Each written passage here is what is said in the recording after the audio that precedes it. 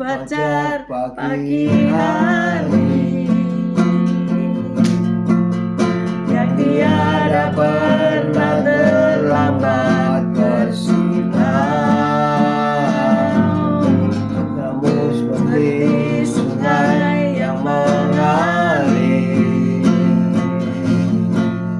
dan ku tahu betapa dalam kasih-Mu.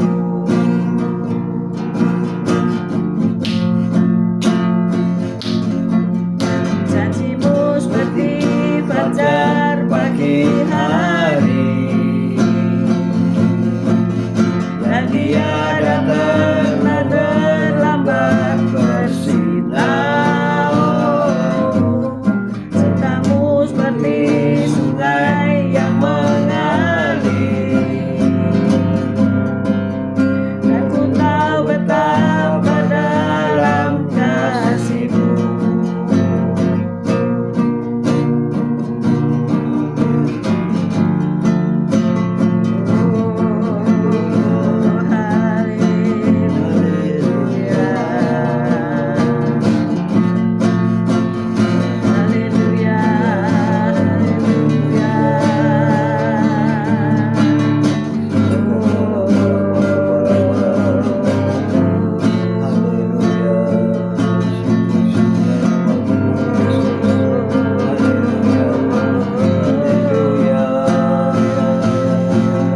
Janji-Mu seperti fajar pagi hari,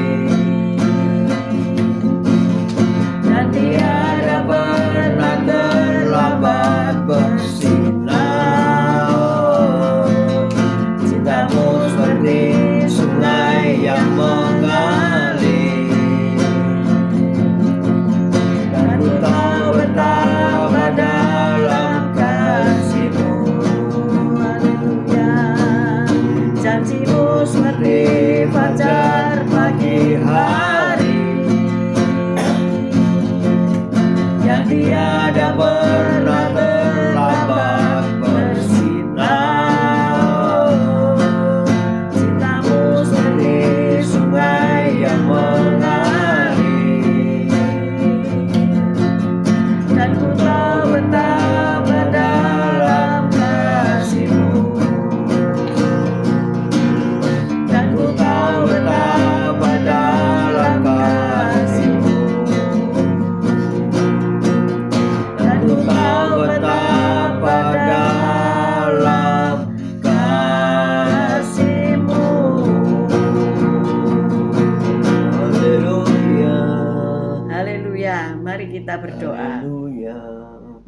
Ya Aba, ya Bapa, selamat pagi. Saya syukur Kau baik, Kau sungguh anakku sungguh sangat baik. Pagi hari ini Kau tetap menyertai kami di dalam siaran gembala, siaran renungan pagi hari ini ya Tuhan. Sebentar lagi membaca firman-Mu, renungkan firman-Mu, Kau buka hati pikiran kami agar kami dapat menerima firman-Mu. Kau berikan roh pengertian bagi kami agar kami mengerti akan firman-Mu, dan Kau berikan iman yang kuat bagi kami agar kami dapat melakukan firman-Mu dalam kehidupan kami ya Tuhan.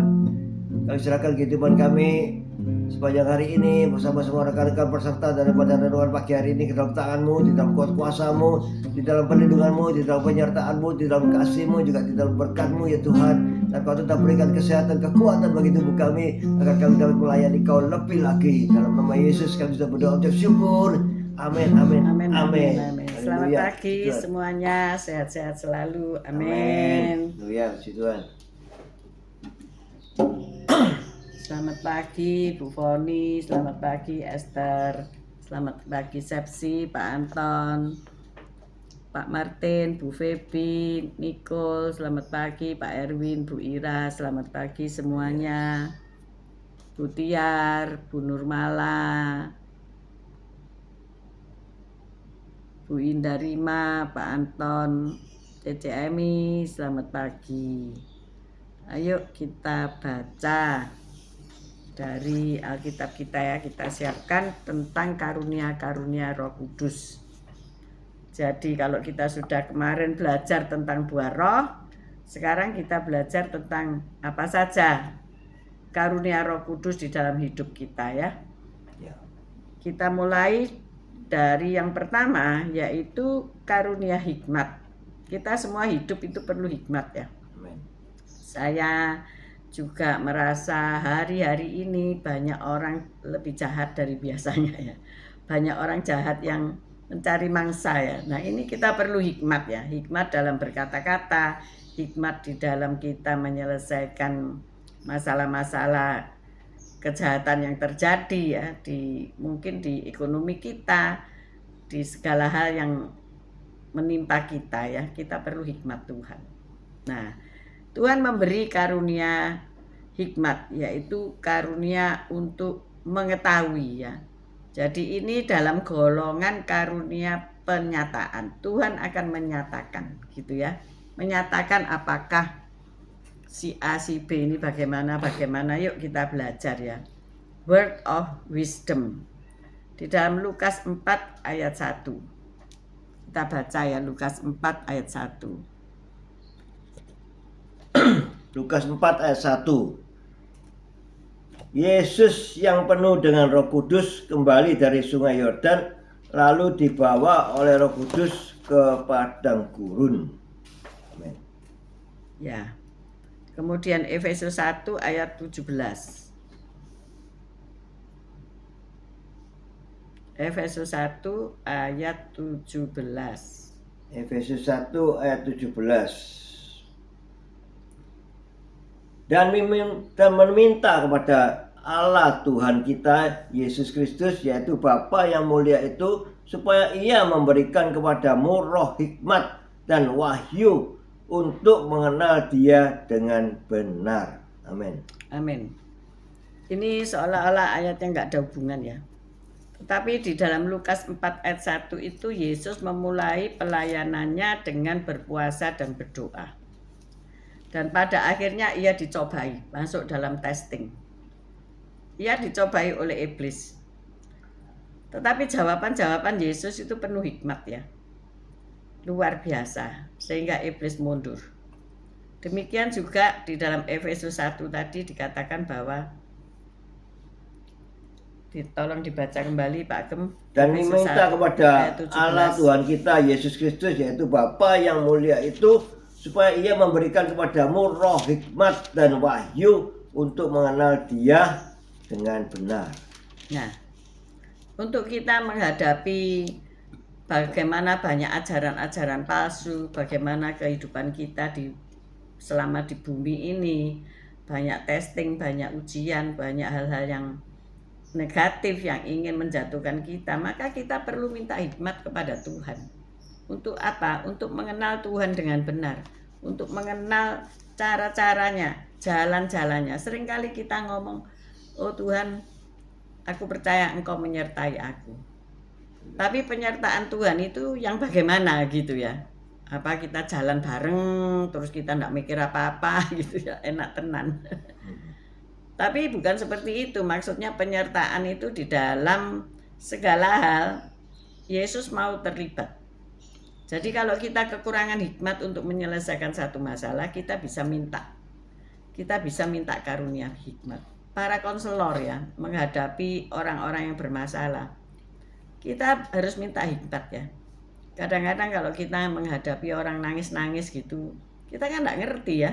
Dia juga sudah kacau balau, nggak pernah bisa berkata-kata dengan jelas. Nah kita bingung ya, bagaimana kita harus menolong. Minta hikmat sama Tuhan. Tolong aku diberi hikmat. Seringkali ketika kita janjian mau ketemu atau mau konseling gitu, saya berdoa dulu. Minta Roh Kudus beri aku hikmat. Orang ini mau apa dan bagaimana, dan nanti penyelesaiannya bagaimana. Masalahnya apa? Memang Tuhan enggak ngasih langsung teng gitu, tidak. Tetapi selama pembicaraan itu berlangsung, nanti Roh Kudus ngomong, tanya ono ini gitu ya. Oh, tanyai ini gitu ya. Jadi kita bisa menyelesaikan. Jadi yang mengkonseli juga bisa sampai tujuan, yang dikonsel juga bisa mendapat kelegaan. Nah, inilah karunia hikmat, karunia word of wisdom. Yang kedua yaitu word of knowledge, karunia pengetahuan ya. 1 Korintus 12 ayat 8 kita baca. 1 Korintus 12 ayat 8. 1 Korintus 12 ayat 8.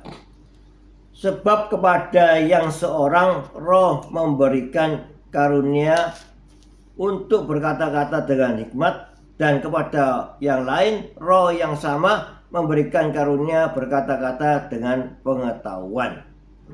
Nah, ini penting ya, kita berkata-kata dengan pengetahuan. Seringkali saya mendengar cerita ya, ada orang yang cerita kepada saya, tapi dia ngomong, aku lupa ya, aku tidak tahu itu apa. Tuh, hal-hal begitu kok diceritakan pada saya sudah stop. Tambah ngotor-ngotori telingaku ini, kamu tidak bisa menjelaskan ya. Pengetahuannya tidak ada gitu loh. Pengetahuan tentang apa yang dikisahkan itu nggak ada sama sekali ya. Cuma hanya mendengar kabar burung, tapi kok mau menyampaikan itu kan bagi saya itu tidak make sense gitu, tidak membawa satu perubahan apapun ya. Kalau orang membawa berita kan harusnya jelas. Oh, dia itu meninggal karena ini itu. Jadi beritanya jelas ya. Setelah itu begini begitu. Tapi kalau ya nggak tahu, aku dengar aja itu nggak tahu ya, itu nggak usah disampaikan ya. Artinya apa? Engkau berbicara tanpa pengetahuan. Itu yang gampang aja. Tetapi kalau kita ini juga bekerja ya tanpa pengetahuan, itu juga tidak baik ya. Kita harus mengetahui apa sih ini alurnya, begitu ya. Pekerjaan ini alurnya bagaimana, sehingga kita juga bisa menjadi cakap. Nah, ini kita perlu karunia pengetahuan. Makanya itu perlu belajar ya. Jangan sampai anak-anak kita tidak dididik, baik itu secara homeschooling, secara tanggung jawab orang tua, ataupun secara dididik di sekolah ya, lembaga gitu ya. Jadi perlu kita hamba-hamba Tuhan juga perlu pengetahuan, sebab orang itu kalau tanya yang aneh-aneh saudara, dianggap hamba Tuhan ini kayak Tuhan ya, maha tahu gitu ya. Nanti bahkan sampai sampai telepon aja tanya nomor teleponnya ibu tahu nggak lu? Aku ini kan bukan provider. Mungkin aku harus bikin provider ya supaya maha tahu gitu ya. Jadi kebablasan gitu loh ya, karena menganggap gembala itu maha tahu gitu ya, maha tahu semuanya. Kita perlu belajar ya, sehingga kita tahu seluk-beluknya sesuatu ini bagaimana begitu, tentang ekonomi, tentang politik. Kadang-kadang kita juga harus tahu, walaupun kita sebagai hamba Tuhan ya, tapi kita mau belajar ya, kita mau banyak baca berita-berita tentang segala sesuatu ya, keuangan, ekonomi, politik ya juga. Jadi kalau ada orang yang tanya itu, kita bisa menjelaskannya, oh gini loh ya toh, gitu loh ya. Saya pernah bicara dengan seorang anak di gereja ya, dia katakan, Om ini kok tahu segalanya ya? Ya karena Om belajar kan. Dia tanya, ini saya tahu, saya ini tahu itu. Yang di luar ke keagamaan gitu, keluar ke pengajaran ini ya, Alkitab. Om ini kok tahu kok? Iya semuanya ini.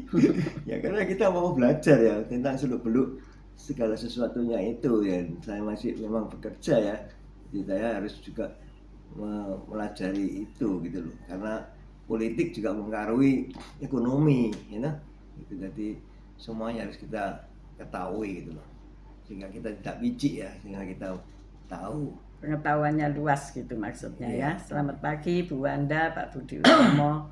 Selamat pagi yang baru bergabung ya. Kita belajar tentang 9 karunia Roh Kudus. Kita pada bagian A ini adalah karunia penyataan, kuasa untuk mengetahui, word of wisdom, word of knowledge, dan juga discerning spirit, karunia membedakan roh. Nah, ini perlu kita dekat sama Tuhan supaya kita dapatkan karunia-karunia ini ya. Bagaimana tadi kita sudah belajar tentang karunia hikmat ya. Kita harus bisa menjawab pertanyaan-pertanyaan dengan sangat berhikmat. Yang kedua, kita harus punya pengetahuan. Kalau kita tidak tahu, kita bisa tanya Roh Kudus loh ya. Roh Kudus itu nanti bisa kasih tahu, entah itu melalui media apapun ya, atau mengenai langsung dari Alkitab, itu Roh Kudus bisa kasih tahu ya. Jadi kita harus dekat hubungannya dengan Tuhan. Yang ketiga yaitu karunia membedakan roh. Nah ini tidak mudah ya.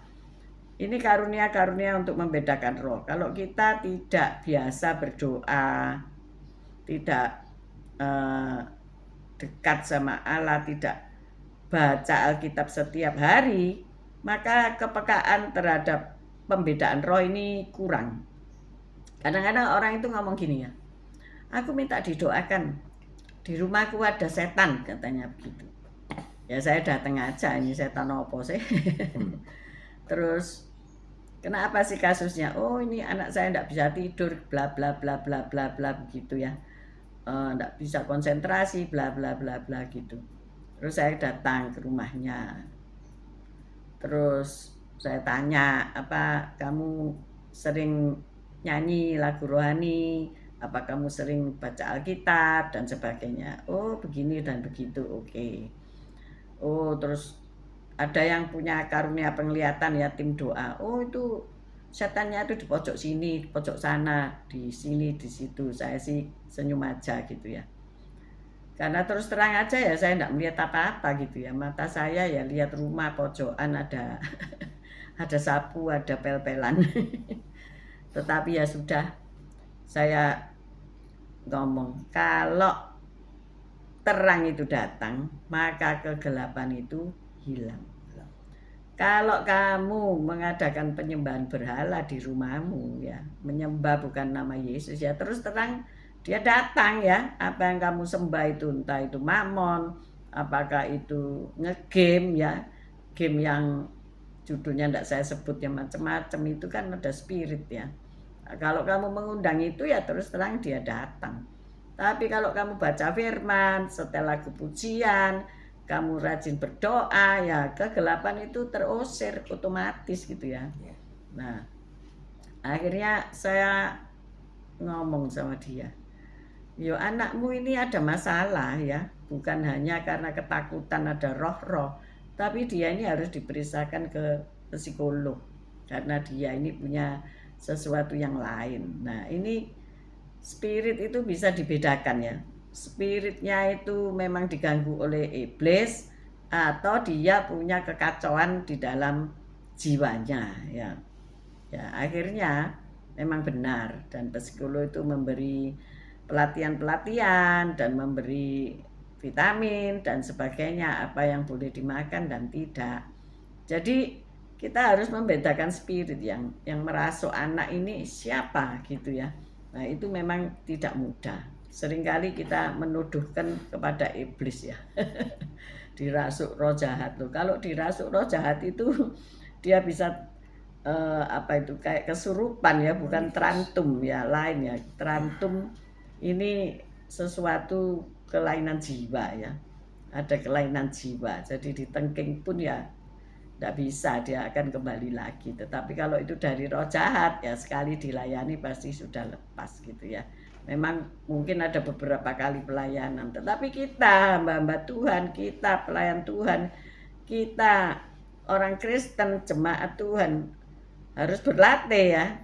Tidak hanya hamba-hamba Tuhan yang diberikan karunia ini, tapi karunia ini diberi kepada semua orang percaya. Jadi bisa membedakan spirit. Kalau ada orang merasa nangis terus minta bantuan terus, lah ini spirit belas kasihan atau apa ya? Dia tidak mau bekerja atau roh males dan sebagainya. Kita bisa nanti, oh ini orang ini begini gitu ya. Harus punya membedakan bermacam-macam ini apa ya, membedakan roh lah ya. Ya itu dari karunia yang pertama, karunia penyataan. Yang kedua karunia kuasa. Nah ini punya kuasa untuk melakukan. Karunia kesembuhan. Ini yang banyak dicari orang ya. Aku minta karunia kesembuhan supaya aku melayani Tuhan, tumpang tangan atas orang sakit, orang itu sembuh. Tapi kadang-kadang minta karunia kesembuhan, orang itu tambah cepat mati. Ada enggak gitu ya? Kalau ada ya, saya juga pernah ngalami seperti itu ya. Jadi karunia itu kan diberikan ya. Ya terserah mau yang memberi yaitu Tuhan, mau memberi karunia apa. Ya enggak sama kadang-kadang. Puji Tuhan kalau orang punya 9 karunia, wow, sungguh perfect ya dalam pelayanan. Tapi ada kadang-kadang cuma dikasih 1, ya enggak masalah gitu ya. Seperti orang yang dipercayakan talenta cuma dikasih 1 ya. Jalankan gitu, jangan iri hati sama yang punya 3 atau 4 atau yang total 9 gitu ya, luar biasa. Kita baca Kisah Rasul 3 ayat 16 ya. Karunia kesembuhan. Kisah Para Rasul 3 ayat ayat 9. 16. Kisah Para Rasul 3 ayat 16. Dan karena kepercayaan dalam nama Yesus, maka nama itu telah menguatkan orang yang kamu lihat dan kamu kenal ini. Dan kepercayaan itu telah memberi kesembuhan kepada orang ini di depan kamu semua. Amin. Amin. Jadi ini punya karunia kesembuhan. Walaupun orang itu mungkin orang yang belum mengenal nama Tuhan. Tetapi ketika didoakan dan diperkenalkan kepada nama Tuhan Yesus, apakah engkau mau didoakan dalam nama Yesus karena Yesus penolong, penyembuh dan sebagainya? Kalau iya, ya aku mau, maka terjadi karena iman itu yang menyembuhkan dia, iman percayanya. Dan yang menyembuhkan bukan kami, bukan kita, tetapi Tuhan. Jadi jangan takut. Kadang-kadang kita tidak tahu ya karunia apa yang diberi Tuhan pada kita semua. Ya jalan aja. Oh, kamu didorong untuk menyembuhkan, berdoa kesembuhan, berdoa untuk kesembuhan si sakit. Ya doakan ya. Itu karunia kesembuhan. Seringkali saya juga berpikir kalau memiliki karunia kesembuhan itu harus doa puasa dulu, harus berdoa 40 hari dulu. Lah orangnya meninggal. Tetapi ketika Roh Kudus ngomong yang menyembuhkan itu lho sopo? Yang menyembuhkan itu kamu apa Tuhan Yesus? Iya ya, bukan aku ya. Iya, wong kamu itu lho cuma dipakai aja ya. Pergi ke sana, berdoa, tumpang tangan, udah itu kerjaanmu. Selanjutnya itu karunia itu kan turun dari surga lewat kamu ke orang itu. Oh iya ya, kenapa aku harus takut? Itu di awal-awal pelayanan. Kalau orang itu sungguh-sungguhan ya, saya juga seneng gitu ya. Oh aku dipakai Tuhan gitu, dipakai. Ya hati-hati kalau sudah tidak dipakai, itu ditaruh. Jadi jangan mau ditaruh ya, tetap aktif. Yang kedua yaitu karunia mujizat. Nah ini banyak orang juga pengen bikin mujizat. Sekarang banyak orang pengen dapat mujizat. Pak Gem pengen mujizat nggak? Pengen sih. Mujizat apa? Ya banyak sekali. Banyak, ini kebanyakan minta mujizat ya. Matius 7 ayat 22. Matius 7 ayat 22. Matius 7 ayat 22. Pada hari terakhir banyak orang akan berseru kepadaku, Tuhan, Tuhan, bukankah kami bernubuat demi namamu dan mengusir setan demi namamu dan mengadakan banyak mujizat demi namamu juga. Amin. Amin. Jadi karunia mujizat ini diberikan kepada murid-murid, diberikan kepada orang percaya ya. Bahkan mungkin engkau melakukan yang lebih daripada seperti Yesus yang lakukan ya. Engkau bisa membuat mujizat yang aneh-aneh ya. Hari-hari ini banyak mujizat yang spektakuler ya. Nah, itu diberi saudara ya. Bukan saudara yang bikin mujizat, tapi itu diberikan. Yang ketiga yaitu karunia iman. Nah, ini penting karunia iman ya. Mintalah karunia iman. Roma 5 ayat 2. Karunia iman. Roma 5 ayat 2. Roma 5 ayat 2. Oleh dia kita juga beroleh jalan masuk oleh iman kepada kasih karunia ini. Di dalam kasih karunia ini kita berdiri dan kita bermegah dalam pengharapan akan menerima kemuliaan Allah. Amin. Ya. Iman, karunia iman. Iman itu timbul dari pendengaran akan firman Tuhan. Jadi Tuhan akan memberi kita karunia iman. Kita harus baca firman tiap hari. Iman kita bertumbuh. Kadang-kadang kita nggak ada, kalau omong rohaninya itu, oh kurang iman kamu. Kayaknya nggak ada iman untuk nyekolahkan anak ke luar negeri gitu. Kayaknya iman kita nggak sampai situ gitu ya. Atau apakah kita bisa pinjam iman orang lain gitu ya, yang punya karunia kuat, imannya luar biasa dan sebagainya. Ada seorang yang punya sakit katakanlah sakit diabetes. Ketika ia menyertai hamba Tuhan A untuk pelayanan ke pedalaman kemana-mana, sakitnya sembuh saudara. Tetapi setelah di rumah kumat meneh. Ya. Jadi itu namanya kalau saya istilahkan tuh pinjem imannya orang ya, pinjem atau dompleng gitu ya, dompleng. Nah, kita harus punya iman dari apa ya? Diri kita sendiri gitu ya. Kita diberi karunia iman oleh Tuhan, dan iman ini harus bertumbuh gitu ya. Percaya enggak kalau sakitmu bisa sembuh? Percaya enggak kalau utangmu bisa lunas tahun ini? Percaya enggak kalau engkau bisa lulus dengan baik ya? Tapi kalau enggak belajar ya enggak iso. Tapi harus punya iman. Saya selesai. Tahun ini kuliah saya selesai. Jadi saya tidak menjadi beban bagi banyak orang. Itu perlu iman saudara. Perlu iman enggak untuk kita berjualan? Saya katakan, saya ini buka kantin di gereja, di bawah gerejanya di Loteng. Itu orang yang buka tiap hari itu perlu iman. Ini makanan yang dijual habis enggak? Perlu iman bahwasanya makanan yang kusajikan ini pasti habis. Kalau ada yang jual, pasti ada yang beli. Ya ini sedikit melenceng, tetapi ini perlu iman. Sampai jam 3 ya, mau tutup 2:30, enggak ada satu orang pun yang beli makanan. Sedangkan makanan tuh masih utuh ya. Tiba-tiba datang orang sekonyong-konyong, 2 orang tergopoh-gopoh. Mau pesan 5 nasi campur. Tambah 1, saya makan di sini. Akhirnya kita tergopoh-gopoh untuk menyediakan ya, melayani karena ini sudah mau tutup kan. Biasanya kalau restoran tuh sudah mau tutup ngomong, "Oh, tutup Pak," gitu. Saya paling jengkel dengan itu ya. Mau dikasih order kok enggak mau. Bosnya ya gitu. Kalau itu kalau sudah jam 9 tutup, dia jam 9 kurang seperempat sudah tidak terima tamu.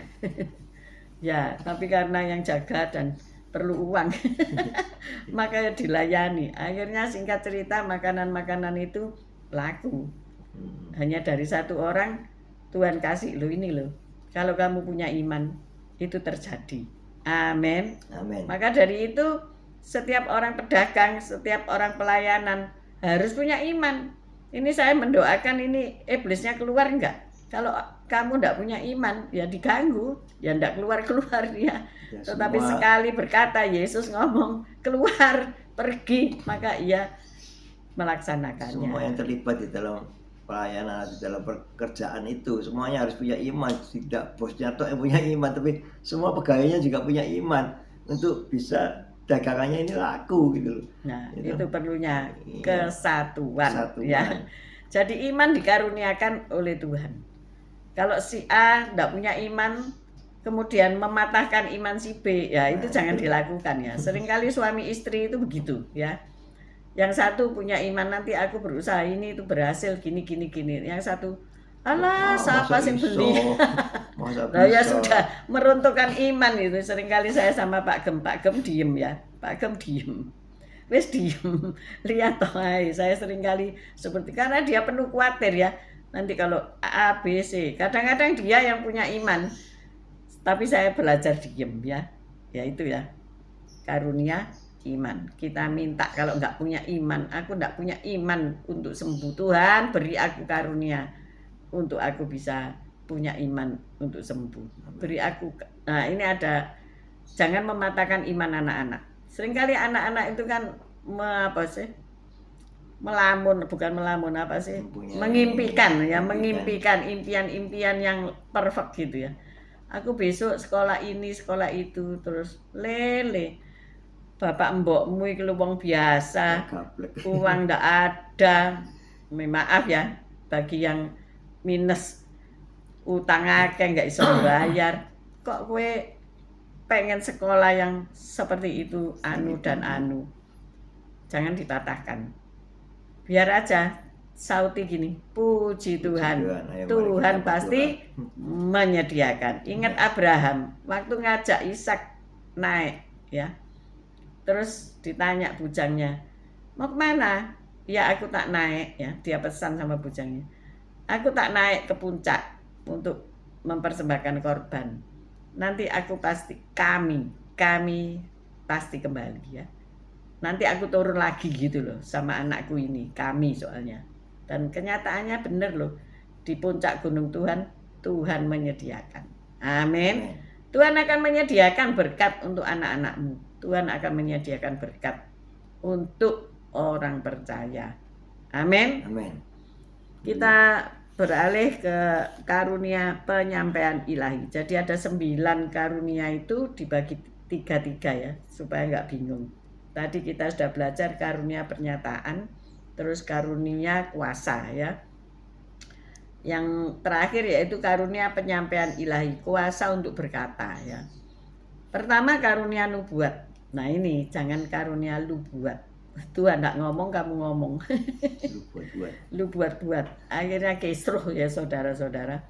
Kalau nggak ada pernyataan Tuhan ya nggak usah ngomong. Doa aja dulu gitu ya. Karunia nubuat 1 Korintus 14 ayat 5. 1 Korintus 14 ayat 5. 1 Korintus 14 ayat 5. Aku suka supaya kamu semua berkata-kata dengan bahasa roh, tetapi lebih daripada itu supaya kamu bernubuat, sebab orang yang bernubuat lebih berharga daripada orang yang berkata-kata dengan bahasa roh, kecuali kalau orang itu juga menafsirkannya sehingga jemaat dapat dibangun. Amin. Nah itu sebabnya ada beberapa gereja yang mengizinkan untuk berbahasa lidah selama ibadah raya, tetapi ada juga yang membatasi, juga ada yang berlama-lama ya berbahasa lidah, itu Pentakosta lama itu ya, sampai nangis-nangis, sampai pukul-pukul meja, sampai apa ya, manifest gitu ya. Tetapi sebetulnya dikatakan di sini orang nggak ngerti kamu itu ngapain gitu ya. Tetapi kalau kamu ada yang menafsirkan bahasamu, yang kamu omongkan itu kan lebih dibangun. Jadi itulah alasan-alasan yang dipakai. Tapi sebetulnya ya sah-sah saja gitu ya, tergantung Roh Kudus maunya apa gitu ya. Kadang-kadang ya sebentar, kadang-kadang panjang dan sebagainya. Tetapi karunia nubuat ini perlu, karena apa? Itu nanti akan menguatkan kita ya. Saya pertama-tama kali pelayanan itu kan takut ya. Jangan-jangan nanti begini, jangan-jangan nanti begitu. Tetapi ada hamba Tuhan yang mendoakan saya begini, kamu enggak usah takut, karena semua yang kamu takutkan itu enggak akan terjadi. Tuh, saya jadi terus semangat lagi gitu ya. Nah, kok bisa hamba Tuhan ini berkata demikian? Tentu ya dikasih tahu Tuhan ketika mendoakan kami. Jadi ketika kita ini mendoakan seseorang, mintalah karunia nubuat ini. Kalau Tuhan tidak ngomong apa-apa ya jangan disampaikan yang macam-macam gitu ya. Tetapi ketika Tuhan ngomong, biasanya Tuhan ngomongnya itu ini orang harus bertobat gitu ya. Bertobat dalam hal apa gitu ya. Ada keterikatan dalam hal apa gitu ya. Boleh saja dinubuatkan, tapi ada hal-hal yang pribadi, ada hal-hal yang umum ya. Kalau hal-hal umum bisa aja disampaikan secara bebas, tetapi kalau hal-hal pribadi sebaiknya 4 mata begitu ya. Ini etikanya ya. Jadi mintalah karunia untuk bernubuat, supaya engkau bisa menubuatkan anakku ini pandai. Kalau dia mungkin kurang pandai, anakku ini nanti bisa jadi pemimpin. Nah, itu nubuat ya. Suamiku ini bisa jadi imam yang baik, itu kata-kata nubuat ya. Yang tentunya Tuhan ACC gitu ya. Jadi ini karunia nubuat. Yang kedua karunia bahasa roh. Nah ini malam-malam hari ini kita semua kepengen rindu yang tidak bisa berbahasa lidah, kepengen berbahasa lidah. Kita baca Kisah Rasul 2 ayat 4. Kisah Rasul 2 ayat 4. Kisah para Rasul 2 ayat 4. Maka penuhlah mereka dengan Roh Kudus, lalu mereka mulai berkata-kata dalam bahasa-bahasa lain seperti yang diberikan oleh Roh itu kepada mereka untuk mengatakannya. Amin. Amin. Ini karunia ya, tidak ada les bahasa roh, tidak ada ya. Tetapi pengalaman saya waktu kerinduan untuk berbahasa lidah karena dengar orang kok enak ya, kok bagus-bagus ya, saya kok tidak bisa gitu ya. Yang pertama yang perlu adalah kita bertobat. Roh Kudus tidak bisa diam di dalam kita kalau kita ini tidak tobat. Dalam arti mengakui dosa di hadapan Tuhan, membuka hati untuk mempersilakan Roh Kudus tinggal di dalam hati kita. Itu tahap pertamanya. Dan kemudian kedua, kerinduan untuk berbahasa lidah. Bisa minta, Tuhan aku rindu loh berbahasa lidah seperti itu. Kemudian kalau ada orang lain berbahasa lidah itu saya dengerin gitu ya. Kok enak, kok indah gitu. Tuhan aku kepengen loh kayak gitu. Tapi ya nggak iso. Pertama yang saya ucapkan cuma dada satu kata kayak bayi ya. Dada mama dada gitu. Kok enggak enak ya, kok enggak bisa seperti itu. Tapi ketika saya rindu sungguh-sungguh dan ketika perjamuan kudus, tiba-tiba saya bisa berbahasa lidah dengan panjang ya sampai hari ini. Dan itu saya pakai terus setiap hari. Maka karunia bahasa roh itu dikaruniakan, diberikan gitu ya. Kita no action dalam arti apa? Hanya buka mulut aja. Kalau belum bisa ya ngomong haleluya, haleluya, haleluya nanti bergetar sendiri. Ataupun dengan penumpangan tangan daripada orang yang sudah berbahasa lidah. Bisa bergandengan tangan, bisa tumpang tangan, atau diam-diam berdua begini, tiba-tiba Pak Gem bisa berbahasa lidah, bener nggak? Pak Gem itu dapat transferan istilahnya, bukan transferan dari ATM. Itu yang disenangi soalnya. Nah, karunia bahasa roh itu ya. Yang terakhir yaitu karunia untuk menafsirkan bahasa roh. Lah ini yang penting juga. Jangan hanya bisa berbahasa roh, tapi tidak minta karunia untuk menafsir bahasa roh. 1 Korintus 14 ayat 27. 1 Korintus 14 ayat 27. 1 Korintus 14 ayat 27. Jika ada yang berkata-kata dengan bahasa roh, biarlah 2 atau sebanyak-banyaknya 3 orang, seorang demi seorang, dan harus ada orang lain untuk menafsirkannya. Amin. Jadi ketika ada kumpulan yang berbahasa lidah, nanti pasti ada satu orang yang bisa bercakap dalam bahasa yang kita ngerti gitu ya. Terjemahan artinya seperti itu.